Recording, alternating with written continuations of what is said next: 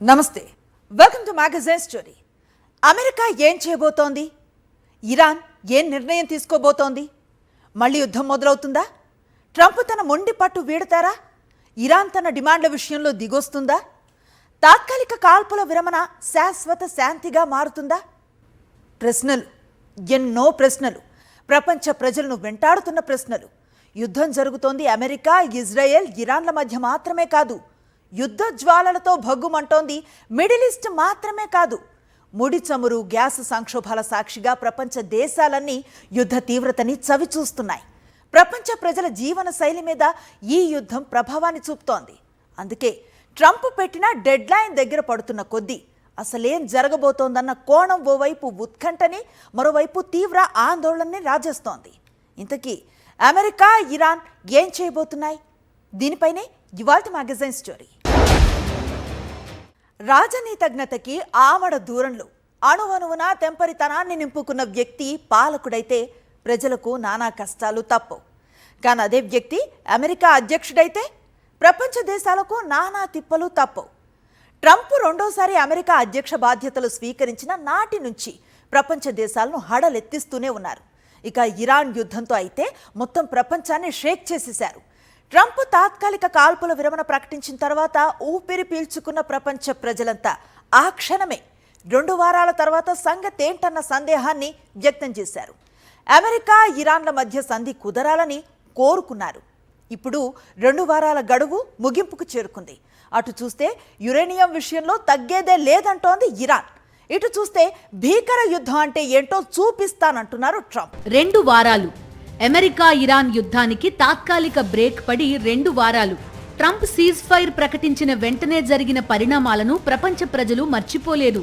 Stock markets పరుగులు పెట్టాయి. కాసుల వర్షం కురిసింది. హార్ముజ్ నుంచి నౌకలు బయలుదేరతాయన్న సంకేతాలు, ప్రపంచ దేశాల ముడిచమురు, గ్యాస్ కష్టాలు తొలగిపోతున్నాయన్న సంతోషం. యుద్ధం తాత్కాలికంగా ఆగితేనే ఇన్ని ప్రయోజనాలు, ఇంత ప్రశాంతత. మరి శాశ్వతంగా యుద్ధం ఆగిపోతే ఎంత బాగుంటుంది అనే ఆలోచనలు. అమెరికా ఇరాన్ మధ్య, ఇజ్రాయిల్ ఇరాన్ మధ్య కుదిరితే సంధి, వీలైతే స్నేహం. ఏది కుదిరినా పశ్చిమాసియానే కాదు, అందరం ఊపిరి పీల్చుకుంటామని ప్రపంచ ప్రజలు భావించారు. తాత్కాలిక కాల్పుల విరమణ కేంద్రంగా అనుకున్నవన్నీ జరగలేదు. హార్ముజ్ తెరుచుకున్నంత వేగంగా క్లోజ్ అయింది. కానీ ప్రపంచ దేశాలు యుద్ధం పూర్తిగా ఆగిపోతుందన్న ఆశాభావంతోనే తాత్కాలిక కాల్పుల విరమణకి స్వాగతం పలికారు. ఈ 2 వారాల పాటు సందడి చేసింది కేవలం శాంతి మాత్రమే కాదు. మాటల యుద్ధం నుంచి దాడుల దాకా చాలానే జరిగాయి. అయితే సీజ్ ఫైర్ ముగింపుకి వచ్చేసరికి పరిస్థితి మొత్తం మారిపోయింది. శుద్ధి చేసిన యురేనియం నుంచి హార్ముజ్ దాకా అటు అమెరికా, ఇటు ఇరాన్ 2 దేశాలు కూడా తగ్గేదేలే అనడంతో 2వ దఫా చర్చల కేంద్రంగా హై టెన్షన్ రాజుకుంది. ఇరాన్ ఒక ఒప్పందానికి రాకపోతే అంతు తేల్చుతామని ట్రంప్ వరుస వార్నింగ్స్ ఇస్తూనే ఉన్నారు. అమెరికా అనుకున్నవన్నీ జరగడం అసాధ్యమని, అలా అయితే అసలు చర్చలకే రావన్న ఇరాన్ పరిస్థితిని మరింత విషమంగా మార్చేసింది. తాత్కాలిక కాల్పుల విరమణ ఏప్రిల్ 22వ తేదీతో ముగియనుంది. ఏప్రిల్ 21వ తేదీన చర్చలు సఫలమై ఇరు దేశాల మధ్య ఒప్పందం కుదిరితే ఓకే. లేకపోతే ఏప్రిల్ 22వ తేదీ అర్ధరాత్రి దాకా కూడా అమెరికా ఆగుతుందన్న గ్యారంటీ లేదు. చర్చలు విఫలమైన మరుక్షణం అమెరికా దాడులు మొదలు పెట్టొచ్చు. అటు ఇరాన్ కూడా ఎదురు దాడులకు ఇప్పటికే సిద్ధమై ఉన్నామంటోంది. అంటే చర్చలు సఫలం కాకపోతే మళ్లీ ప్రపంచ దేశాలకు ముడిచమురు, గ్యాస్తో పాటు ఆర్థిక సంక్షోభాల ముప్పు పొంచి ఉంటుంది. అందుకే ఇప్పుడు ప్రపంచమంతా 2వ దఫా చర్చల వైపు చూస్తోంది. అయితే ఇరాన్ ఎక్కడా వెనక్కి తగ్గకపోవడానికి కారణం ఆ దేశ నాయకత్వం IRGCలోని అతివాదుల చేతుల్లోకి వెళ్లడమే. అమెరికా, ఇజ్రాయిల్ దాడుల్లో గాయపడిన ఇరాన్ సుప్రీం లీడర్ మొజ్తబా ఖుమైనీ ప్రస్తుతం చికిత్స పొందుతున్నారని కథనాలు వెలువడిన సంగతి తెలిసిందే. దీంతో ఇరాన్ సైన్యాన్ని, దౌత్యపరమైన నిర్ణయాలను IRGCలోని అతివాదులే నియంత్రిస్తున్నట్టు అంతర్జాతీయ పరిశీలకులు విశ్లేషిస్తున్నారు. హార్ముజ్ ని అమెరికా దిగ్బంధించిన నేపథ్యంలో వారాంతంలో ఈ మార్పు జరిగిందని తెలుస్తోంది. శాంతి చర్చల వేళ హార్ముజ్ ని తెరిచేందుకు ఇరాన్ విదేశాంగ మంత్రి అబ్బాస్ అరాగ్చి అంగీకరించారు. అయితే ఇరాన్ ఓడరేవులపై అమెరికా దిగ్బంధనాన్ని ఎదుర్కోవడానికి హార్ముజ్ ని మూసే ఉంచాలని ఐఆర్జీసీ భావిస్తోందని అంతర్జాతీయ మీడియా చెప్తోంది. దీంతో ఐఆర్జీసీ అమెరికా డిమాండ్లని అంగీకరించడానికి ఏమాత్రం సిద్ధంగా లేదని పరిశీలకులు విశ్లేషిస్తున్నారు. తమకున్న చట్టబద్ధమైన అణు హక్కులను హరించే అధికారం ట్రంప్ కు లేదని ఇరాన్ తేల్చి చెబుతోంది. అణు హక్కులను వినియోగించకూడదని ట్రంప్ ఆంక్షలు పెట్టడాన్ని తొలి నుంచి ఇరాన్ వ్యతిరేకిస్తోంది.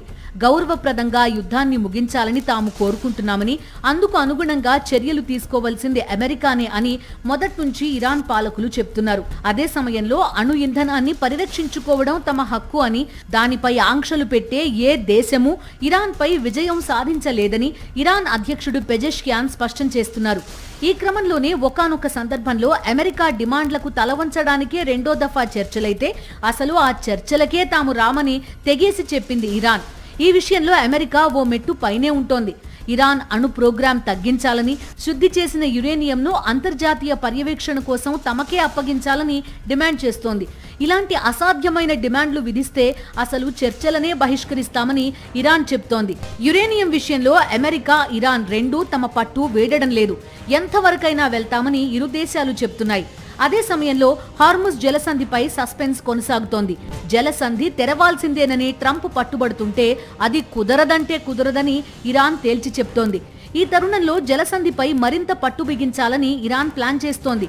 అంతర్జాతీయ చమురు రవాణాకు అత్యంత కీలకమైన హార్ముజ్ జలసంధిపై మరింత పట్టు కోసం ఇరాన్ ప్రణాళికలు, కొత్త చట్టాలను అన్వేషిస్తోంది.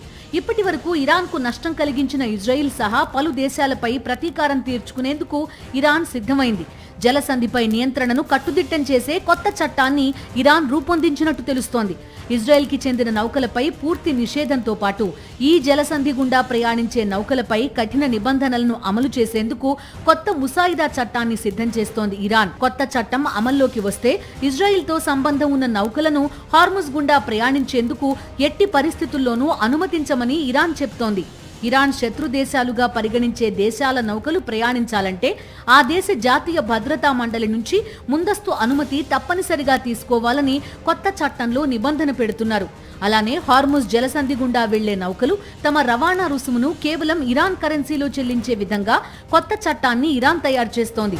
ఒకవైపు ఇరాన్ నుంచి శుద్ధి చేసిన యురేనియం తీసుకుని హార్ముజ్ లో ఎవరైనా స్వేచ్ఛగా ప్రయాణించే విధంగా పరిస్థితి తీసుకురావాలని అమెరికా పట్టుదలతో ఉంది. కానీ ఇరాన్ మాత్రం యురేనియం ఇచ్చే ప్రసక్తే లేదని చెప్తూనే మరోవైపు హార్ముజ్ విషయంలో మరింత కఠినంగా వ్యవహరించడానికి సిద్ధమవుతోంది.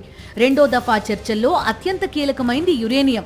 కానీ అసలు దానిపై చర్చలే అనవసరమని, యురేనియంని అమెరికాకి అప్పగించడం అసాధ్యమని ఇరాన్ స్పష్టం చేయడంతో యుద్ధ భయం పశ్చిమాసియాని వణికిస్తోంది.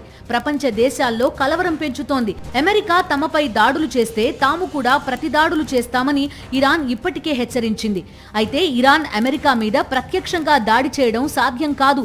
ఎందుకంటే ఇరు దేశాల మధ్య 11,500 కిలోమీటర్లకు పైగా దూరం ఉంది. కాబట్టి మళ్లీ యుద్ధం అంటూ మొదలైతే ఇజ్రాయెల్తో పాటుగా అరబ్ దేశాలను కూడా ఇరాన్ టార్గెట్ చేయడం ఖాయమని యుద్ధరంగ నిపుణులు విశ్లేషిస్తున్నారు.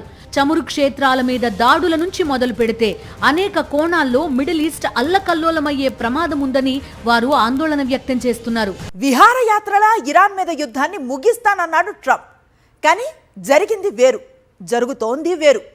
అసలు అమెరికాని, ఇజ్రాయెల్ని తట్టుకొని నిలబడటం ఇరాన్కి సాధ్యమేనా అని ప్రపంచమంతా అనుమానంగా చూసింది. కానీ జరిగింది వేరు, జరుగుతోంది వేరు. నా సైనిక ఆయుధ సామర్థ్యం ముందు ఇరాన్ ఎందుకు పనికిరాదంటోంది అమెరికా. మాపై దాడి జరిగితే దెబ్బకి దెబ్బ తీస్తామంటున్న ఇరాన్ వార్నింగ్ వింటూ వణికిపోతున్నారు గల్ఫ్ దేశాలు. ఇక హర్ముజ్ జలసంధి కేంద్రంగా ఇరు దేశాలు వెనక్కి తగ్గటం లేదు. మొదటి విడత చర్చలు నాన్ స్టాప్గా 21 గంటలు సాగినా ఎలాంటి ఫలితాలను సాధించలేకపోయాయి. ఇప్పుడు రెండో విడత చర్చలు మాత్రమే కాదు, సీజ్ ఫైర్ చివరి రోజు జరిగే చర్చలివి. ఇరు దేశాల మధ్య ఒప్పందం కుదరకపోతే మొదలయ్యేది యుద్ధం మాత్రమే కాదు, సంక్షోభం, విషకౌగిలిలో ప్రపంచ దేశాలు నలిగిపోయే ప్రమాదం ఉంది. ఇరాన్, అమెరికా మధ్య చర్చలు సఫలం కాకపోతే మళ్లీ యుద్ధ జ్వాలలు తప్పవు, మళ్లీ ప్రపంచ దేశాలకు సంక్షోభాలు తప్పవు అన్న ఆందోళన అంతటా కనిపిస్తోంది. కానీ ఎట్టి పరిస్థితుల్లోనూ ఇరాన్, అమెరికా మధ్య సంధి కుదరకూడదని భావించే దేశం ఒకటుంది, అదే ఇజ్రాయిల్. ఇప్పుడు యురేనియం విషయంలో అమెరికా, ఇరాన్ రెండూ కూడా వెనక్కి తగ్గం అంటున్నాయి. ఒకవేళ ఇరాన్ శాంతి ఒప్పందానికి ముందుకు రాకపోతే ఆ దేశంలోని వంతెనలు, విద్యుత్ ఉత్పత్తి ప్లాంట్లను నామరూపాలు లేకుండా ధ్వంసం చేస్తామని ట్రంప్ పదే పదే హెచ్చరిస్తున్నారు. ఒకవేళ మళ్లీ యుద్ధం అంటూ మొదలైతే ఇజ్రాయిల్ దీన్ని అవకాశంగా తీసుకుని పరిస్థితిని మరింత సంక్లిష్టంగా మార్చే ప్రమాదముందని పరిశీలకులు విశ్లేషిస్తున్నారు.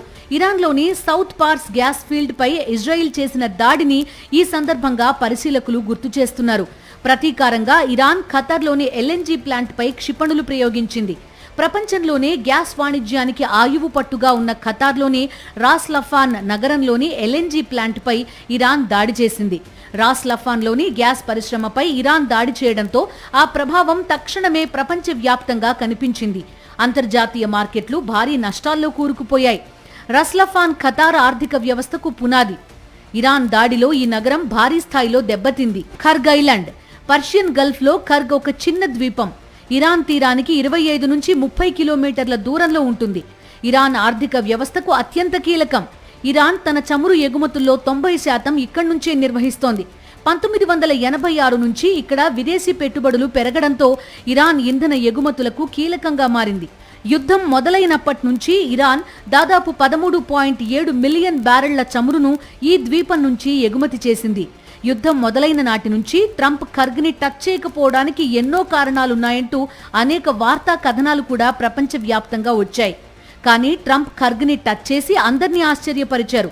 అత్యంత తెంపరితనం ఉన్న నాయకుడిగా పేరు పొందిన ట్రంప్ ఖర్గ్లోని ఇరాన్ మిలిటరీ స్థావరాలని నాశనం చేశారే కానీ చమురు జోలికి పోలేదు. ఎందుకంటే చమురు క్షేత్రాల మీద దాడులకు దిగితే యుద్ధం అందరి చేతులు దాటిపోయేంత భీకర రూపం దాల్చుతుందని ట్రంప్కి తెలుసు. కానీ ఇజ్రాయిల్ మాత్రం ఇరాన్లోని సౌత్ పార్స్ గ్యాస్ ఫీల్డ్ మీద దాడులకు దిగింది. ఆ వెంటనే ప్రతిగా ఇరాన్ ఖతర్లోని రస్లఫాన్ గ్యాస్ క్షేత్రంపై దాడులకు దిగడంతో ఇరాన్ యుద్ధం కాస్త గల్ఫ్ యుద్ధంగా మారుతుందా అన్న భయం నాడు ఏర్పడింది. ఇప్పుడు చర్చలు విఫలమైతే ఇజ్రాయిల్ ఇరాన్లోని చమురు క్షేత్రాలను టార్గెట్ చేస్తే, ఇరాన్ కూడా అదే రీతిలో స్పందిస్తే మిడిల్ ఈస్ట్ మొత్తం భగ్గుమనడం మాత్రమే కాదు, ప్రపంచ దేశాలపై తీవ్రస్థాయిలో ప్రభావం పడడం ఖాయమన్నది పరిశీలకుల మాట. అందుకే చర్చలు సఫలం కావాలని కోరుకోవడం మాత్రమే కాదు, ఒకవేళ విఫలమైనా భీకర యుద్ధ రూపం దాల్చకుండా చూడడం అత్యంత ముఖ్యమని యుద్ధరంగ నిపుణులు విశ్లేషిస్తున్నారు. అమెరికా, ఇరాన్ మధ్య ఒకవైపు మాటల యుద్ధం కొనసాగుతోన్న వేళ హార్ముజ్ జలసంధిలో ఇరు దేశాలు దాడులు ప్రతిదాడులకు దిగాయి. అమెరికా యుద్ధ నౌకలపైకి ఇరాన్ డ్రోన్లను ప్రయోగించింది. దీంతో మరోసారి యుద్ధ వాతావరణం నెలకొంది. కాగా గల్ఫ్ ఆఫ్ ఒమన్లో ఇరాన్ జెండాతో ప్రయాణిస్తున్న ఓ నౌకను అమెరికా సీజ్ చేసింది. దిగ్బంధనాన్ని దాటినందుకు తౌస్కా అనే వాణిజ్య నౌకపై 2 రౌండ్ల కాల్పులు జరిపినట్టు అమెరికా పేర్కొంది.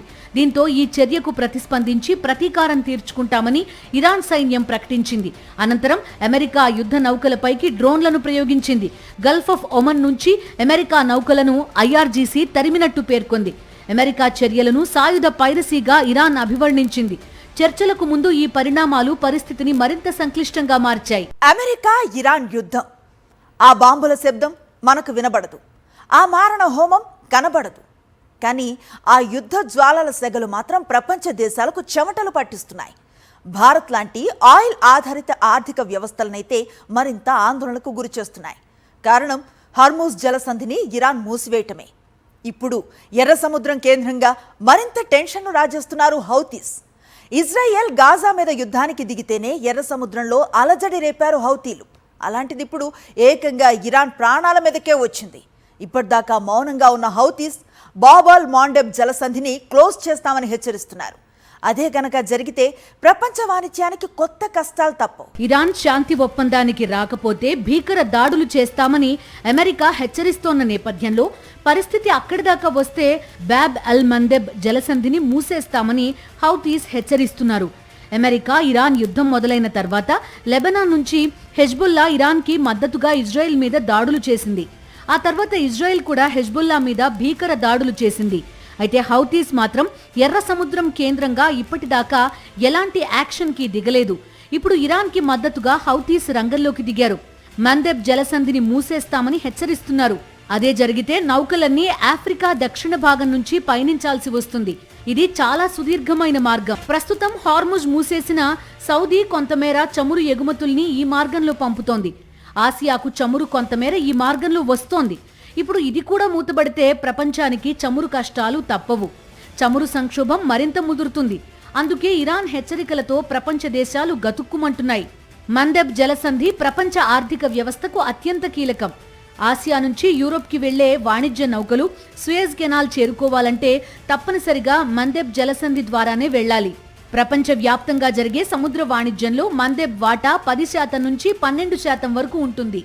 మరి ముఖ్యంగా పెట్రోలియం, సహజ వాయువు రవాణాకు ఇది ప్రధాన మార్గం. బాబెల్ మందెబ్ గుండా ప్రయాణం వద్దనుకుంటే నౌకలు ఆఫ్రికా ఖండం చుట్టూ తిరిగి కేప్ ఆఫ్ గుడ్ హోప్ మార్గంలో వెళ్లాలి. దీనివల్ల ప్రయాణ సమయం భారీగా పెరుగుతుంది. ఫలితంగా రవాణా ఖర్చులు పెరిగి వస్తువుల ధరలు పెరుగుతాయి. నిజానికి హౌతీస్ కి చెక్ పెట్టడానికి అమెరికాతో పాటు అంతర్జాతీయంగా అనేక దేశాలు చాలా ప్రయత్నాలే చేశాయి. ఈ కీలక మార్గాన్ని కాపాడడానికి అమెరికా నేతృత్వంలో ఆపరేషన్ ప్రాస్పరిటీ గార్డియన్ అనే అంతర్జాతీయ కూటమి ఏర్పడింది. అమెరికా, బ్రిటన్, భారత్ వంటి దేశాలు హౌతీల దాడులను అడ్డుకోవడానికి ఎర్ర సముద్రంలో తమ యుద్ధ నౌకలను మోహరించాయి. గతంలో ట్రంప్ హౌతీస్ ని లక్ష్యంగా చేసుకుని తీవ్రమైన దాడులు చేశారు. ఇప్పటికే హార్ముజ్ మూసివేతతో బ్యారెల్ ధర అమాంతం పెరిగింది. మందెబ్ కూడా మూతబడితే ప్రపంచ వ్యాప్తంగా పెట్రోల్, గ్యాస్ ధరలు సామాన్యుడికి అందనంత ఎత్తుకు చేరుకుంటాయి. ముఖ్యంగా ఆసియా నుంచి యూరోప్ వెళ్లే ఆహార ధాన్యాలు, యంత్రాలు, ఎలక్ట్రానిక్ వస్తువులు ఈ జలసంధి ద్వారానే రవాణా అవుతాయి. ఈ జలసంధి మూతపడితే మార్కెట్లో నిత్యావసర వస్తువుల కొరతకు దారితీసి గ్లోబల్ సప్లై చైన్ ని అతలాకుతలం చేస్తుంది. మందెబ్, హార్ముజ్ జలసంధులు రెండూ ఒకేసారి మూతపడితే అది ఆధునిక చరిత్రలోనే అతిపెద్ద ఆర్థిక సంక్షోభానికి దారితీస్తుంది.